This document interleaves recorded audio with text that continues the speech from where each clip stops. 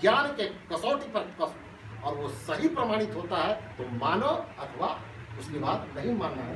अगर कसौटी पर नहीं सटीक बैठता तो उसको नहीं मानना।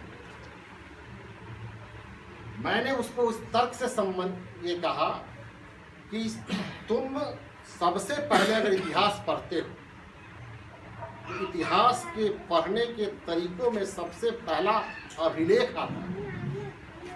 मिट्टी से जो खुदाई से जो चीजें प्राप्त होती है वो माना जाता है ऊपर में जो सभ्यताएं दिख रही है उससे पहले की सभ्यता जो जमींदोज हो गई है।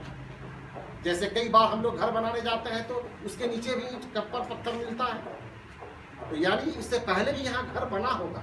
यानी पहले जो घर बना रहता है वो घर टूट जाता है तो टीला के रूप में बन जाता है, तो उसकी खुदाई होती है तो कुछ नए नए चीज मिलता है। तो मैंने कहा अगर राम पहले हुए होते, कृष्ण पहले हुए होते, शिव पहले हुए होते तो इनकी प्रतिमा जमीन के अंदर से मिलती। लेकिन कहीं भी हिंदुस्तान में अगर खुदाई हुई है तो जो प्रतिमाएं मिली है, जो अभिलेख मिले हैं वो बुद्ध से ही संबंधित मिले हैं। इसका माने है कि बुद्ध का जो दर्शन था और बुद्ध का जो सामग्री है वो सबसे प्राचीन है। और उससे पहले बुद्ध से जो पहले मिला है वह सिंधु घाटी के सभ्यता काल में हड़प्पा और मोहनजोदारो की जो सभ्यता थी वहां से जो लिपि मिली जिसको हम लोग आज तक नहीं पढ़ पाए, वो बुद्ध से पहले का है जिसको हम लोग नहीं पढ़ पाए हैं। तो बुद्ध से पहले एक सभ्यता थी जिसको मैं मानता हूँ वो हड़प्पा और मोहनजोदारो की सिंधु घाटी की सभ्यता। उसके बाद जो सभ्यता लोगों के चेहन में आया, जानकारी में आई, तो बुद्ध की सभ्यता रही होगी। और अगर संस्कृत पहले से प्रचलित भाषा रहती, जिसको हम लोग को गलत तथ्य से पढ़ाया जाता है कि संस्कृत हमारी आदि भाषा है, यानी सबसे प्राचीन भाषा है, तो संस्कृत ही रहती हड़प्पा और मोहनजोदारो के अभिलेखों में लिखा। अगर वो पहली भाषा है, सबसे पुरानी भाषा है, तो हड़प्पा और मोहनजोदारो की खुदाई में जो हमको अभिलेख मिला है, जो नहीं पढ़ा जा सका है आज तक दुनिया के सारे विद्वानों के द्वारा, तो निश्चित रूप से अगर पहली भाषा संस्कृत होती वो संस्कृत। उस सभ्यता के बाद से जो अभिलेख मिले हैं तो वो धम्म का अभिलेख मिला है, बुद्ध का अभिलेख मिला है, जिसको पाली भाषा में लिखी गई चीजें मिली। तो ये मैं मानता हूँ कि पाली भाषा से पहले भी एक भाषा थी जो हड़प्पा की भाषा थी, लेकिन संस्कृत से भी बहुत पहले जो भाषा थी उसका नाम है पाली, जिसका उल्लेख बुद्ध ने अपने प्रवचनों में किया है और जिसको अभिलेख के रूप में सम्राट अशोक ने पूरे हिंदुस्तान ही नहीं दुनिया के कई सारे पूर्वी मुल्कों में उस अभिलेख को संप्रेषित किया है अपने बेटे महेंद्र के द्वारा और संघमित्रा के द्वारा। उसके बाद कई सारे शिष्य और कई बौद्ध परंपरा के लोग जो चाइना, कंबोडिया, जावा, सुमात्रा, थाईलैंड, जापान, इन सब देशों में जाकर के बुद्ध के संदेशों को प्रचारित किया, जो कि बुद्ध के संदेशों को ही वहाँ के लाओ त्से के लोगों ने, कन्फ्यूशियस के लोगों ने और भी कई लोगों ने बुद्ध के ही संदेशों को अपने यहाँ के लोकल चीज़ों को, कुछ रिचुअल्स को डाल करके उसको एक नई नई जीवन पद्धति के रूप में डेवलप किया। बल्कि वो कंप्लीट रूप से वो बुद्ध दर्शन ही है तो चाइना, जापान और बाकी जगहों में, थाईलैंड और कंबोडिया वगैरह मुल्कों में जो धर्म अपनाया जाता है। तो लाओ त्से और कन्फ्यूशियस के फिलॉसफी को अगर हम लोग मिलाते हैं तो विश्व में सबसे ज़्यादा मानने वाला धर्म अगर कोई है तो वो बुद्ध धर्म है। उसके बाद सब ईसाई और मुस्लिम आता है, हिंदू तो सबसे बाद में आता है। तो हम उस कुल से पैदा लिए हुए हैं, खास तौर पर जो शाक्य कुल में ये थे। और आज भी शाक्य जो कपिल वस्तु के पास में जहाँ बुद्ध के बारे में राजेश जी ने बतलाया, थोड़ा मैं उसको बोल इसलिए रहा हूँ क्योंकि पॉलिटिकल आदमी हूँ, तो पॉलिटिकल तरीके से नहीं बल्कि सोशियो पॉलिटिकल मिक्स कर रहा हूँ, आपका आँख और खोल रहा हूँ, भ्रम के जो चादर है दिमाग में उसको और थोड़ा फाड़ रहा हूँ, तलवार से काट रहा हूँ। आप लोग जो सोचते हैं, जिस जिंदगी को जीते हैं, वो बहुत ही कलंकित और बहुत ही बेकार किस्म के परंपराओं को आप लोग अपने ऊपर में ढोते हैं। उन परंपराओं को उस तरह से उखाड़ करके फेंकना होगा जिस तरह से आप अपने पुराने वस्त्रों को हटा देते हैं शरीर से और नया वस्त्र धारण करते हैं। तो हिंदूवादी जो परंपराएं हैं, जो अमांगलिक परंपराएं हैं, जो रूढ़िवादी विचारधारा है, मूर्ति पूजा और भी कई सारे ऐसे कलंकित मान्यताओं को हम लोग जो करते हैं, उन चीज़ों को हटा करके बुद्ध की परंपरा के अनुसार जो बिल्कुल वैज्ञानिक परंपरा है, साफ तौर पर इस दर्शन को कहा गया, पहले बुद्ध के दर्शन को वैज्ञानिक दर्शन के रूप में इसको माना जाता है। इस बुद्ध के मीमांसा को हम लोग वैज्ञानिक दर्शन के रूप में भी मानते हैं। पूरी दुनिया इसको वैज्ञानिक दर्शन मान रहा है और राम और कृष्ण और शिव के कारण हिंदुस्तान का नाम दुनिया में नहीं जाना जाता है। आज जो जर्मनी, जापान, अमेरिका, इंग्लैंड या स्वीडन, फ्रांस और इटली से लोग यहाँ आते हैं तो बुद्ध के दर्शन को देखने, समझने और बूझने आते हैं, न कि राम और कृष्ण को, शिव को समझने आते हैं। तो ये मेरी जो परंपरा रही है कपिलवस्तु और उत्तर प्रदेश के एरिया में शाक्यों की, जो आज भी शाक्य है, आज भी कोल्हे हैं, वो कौन है? जिनका पेशा सब्जी उगाना, जिनका पेशा भंटा, मूली, आलू, प्याज ये सब उगाना है। यही उसी वंश के हमारे गौतम बुद्ध थे। तो आज भी जो लोग इस तरह के पेशावृत्ति में जो लोग हैं वो शाक्य वंशी है, बुद्ध वंशी है। इसलिए अपने पुरखों को याद करना भी हमारा सबसे प्रमुख कर्तव्य है। हम जिन पुरखों को याद करते हैं वे हमारे वास्तविक पुरखा नहीं है, वो इजराइलिट्स हैं, यहूदी है, जो बाहर के देशों से यहाँ आकर के बाद में, ईसा के बाद में आए हैं ये लोग। ईसा पूर्व 563 साल पहले हमारा उस समय काल की गणना ठीक से होती भी नहीं थी। 500 से 600 वर्ष पहले भी हम लोग कह सकते हैं हमारे बुद्ध यहाँ जन्म लिए। उस समय पढ़ने की भी परंपरा नहीं थी, लिखने की परंपरा भी नहीं थी, केवल श्रवण की परंपरा थी। हम लोग एक दूसरे से पढ़ के, बोल के, पढ़ते भी नहीं थे, बोलते और सुनते थे और उसको प्रचारित करते थे। अभिलेख का प्रचलन बुद्ध के 250 साल बाद लगभग अशोक ने शुरू किया। अशोक ने उनके प्रवचनों का संकलन कराया, जिसको बौद्ध की प्रथम संगीति कहा जाता है, जो राजगीर में हुआ। उसको हम लोग प्रथम संगीति कहते, उसी में हम लोग विनय पिटक, धर्म पिटक और बाकी सारी कई ग्रंथों का धीरे धीरे फिर द्वितीय संगीति हुआ, फिर तीसरी संगीति हुआ।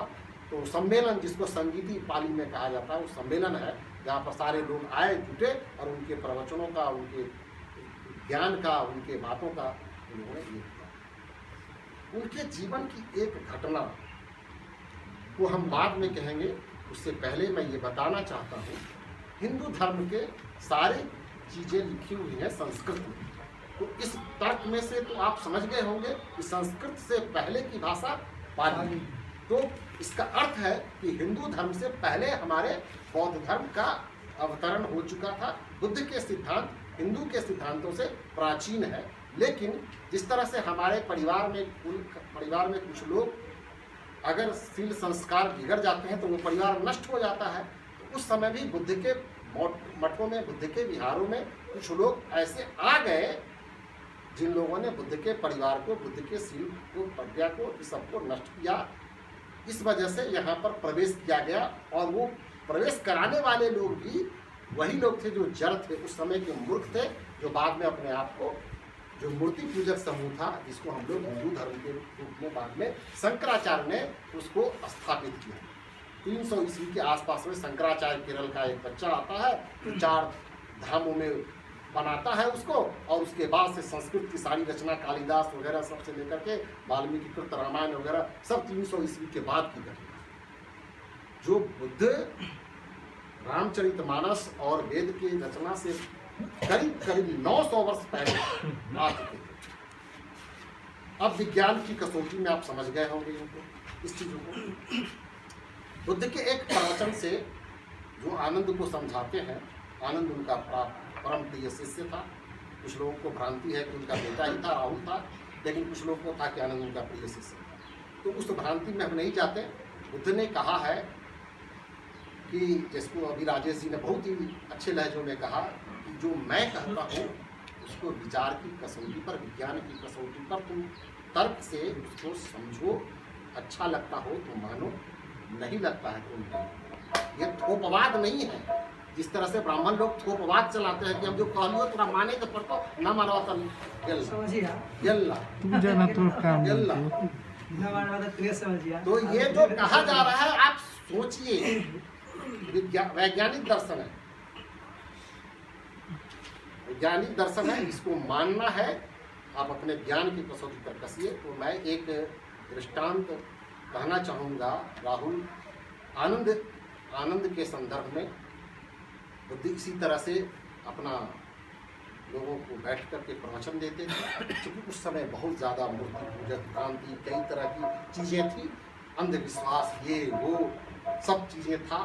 तो बुद्ध ने समाज में एक नया वातावरण बनाने की कोशिश की, लोगों को बुद्धिमय बनाने के लिए, बुद्धिमय बनाने के लिए, लोगों को प्रबुद्ध बनाने के लिए। जहाँ इनका इशारा था उस तरफ से वो सब जगह घूम घूम के प्रवचन करते थे, पैदल घूमते थे। उस समय तो कोई चक्का का उस तरह का विस्तार नहीं था, तो वो घूम रहे थे।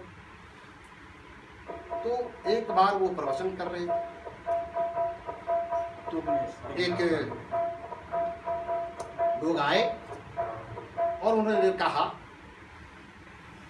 कि आप मुझको बताइए बुद्ध जी, क्या ईश्वर होते हैं?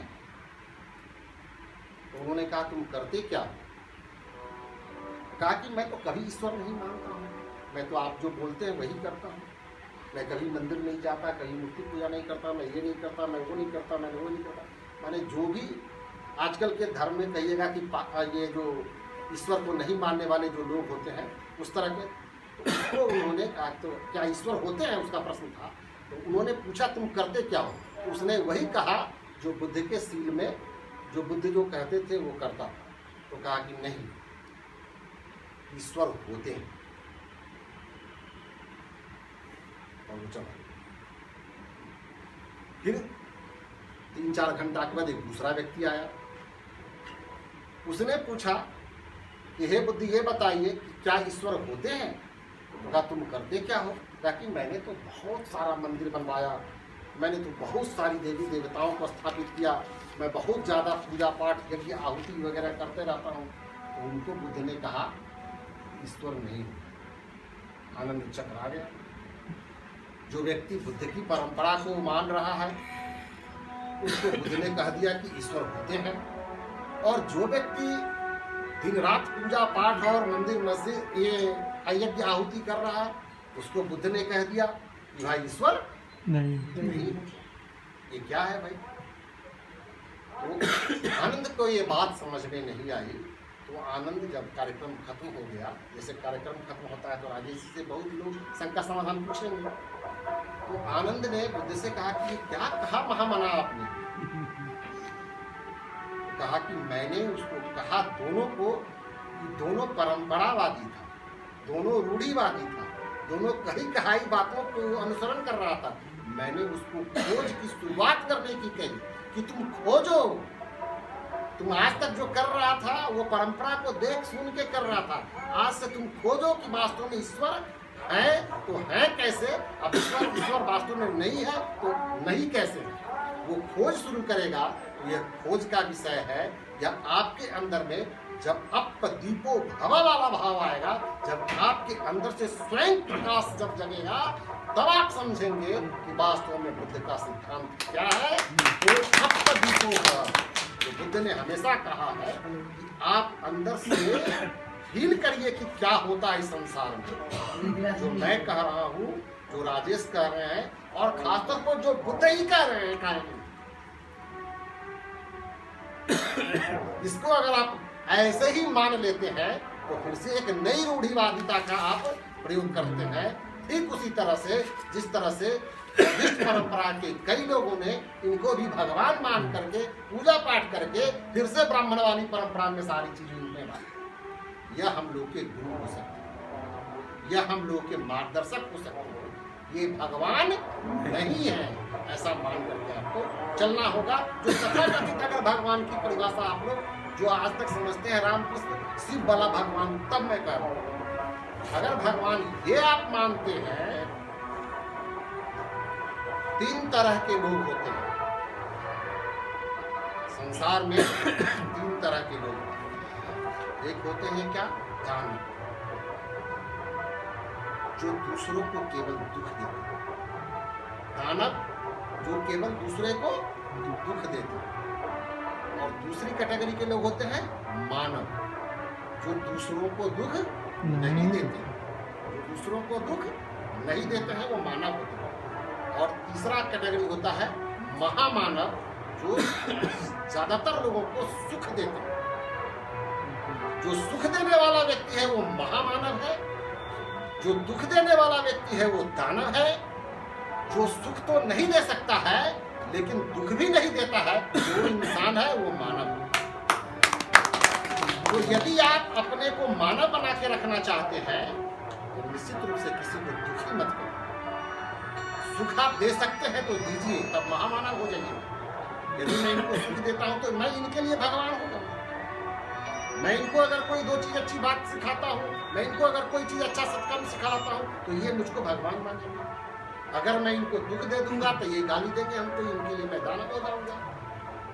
तो आप अगर किसी को सुख नहीं दे सकते हैं तो दुख नहीं देने का संकल्प आज बुद्ध की जयंती पर लीजिए, तब बुद्ध जयंती मनाने का कुछ फल होगा, वरना तो ऐसे ही होते रहता है। सत्यनारायण भगवान की कथा हुई, प्रसाद खाए और तो अगर आप आज के बाद संकल्प लेंगे कि हम करुणामयी हो गए, अगर हम किसी दूसरे को दुख दे रहे हैं तो वो दुख मुझको आ रहा है। ये फीलिंग जिस दिन, ये करुणा का भाव जिस दिन आपके अंदर में जग गया, बुद्ध का सबसे प्रिय शब्द जो है वो है करुणा। बुद्ध के सबसे प्रिय भाव में आता है करुणा। करुणा व्यक्ति को जिस दिन जन्म ले लेगा उसी दिन उसे महामानव की प्रक्रिया उसके अंदर में जन्म लगेगी। और जो महामानव हो जाते हैं उसी को किंवदंती के अनुसार भगवान कहा। किंवदंती ज्यादातर लोग कहने लगे तो मुझको भी कहना, वरना भगवान कुछ होता नहीं है। महामानव होते हैं जो अधिकतर लोगों को सुख पहुंचाते हैं। जैसे आज लालू जी किसी के लिए भगवान हो सकते हैं, किसी के लिए नीतीश जी भगवान हो सकते हैं। मान लीजिए किसी को एमएलए बना देते, उसके लिए वो भगवान है, उनका पूजा करेंगे, दीपक आरती दिखलाएंगे। तो हर युग में इस तरह की परंपरा रही है, समझ गए ना। तो ये समझाने के लिए मैंने आपको कहा, तो सुख देने वाला जो व्यक्ति है, जो अधिक समूह को सुख देता है वो महामानव है। जो दुख देता है वो दानव है। जो सुख न दे सके, कम से कम जो दुख नहीं दे किसी को, तो वो मानव है, इंसान है। तो हम दानव तो बने नहीं, महामानव बनने का प्रयास करें। और महामानव नहीं बन सकते हैं तो इंसान तो जरूर बने। इंसान बनेंगे तो आने वाली पीढ़ी हमारा भी मान सम्मान करेगी।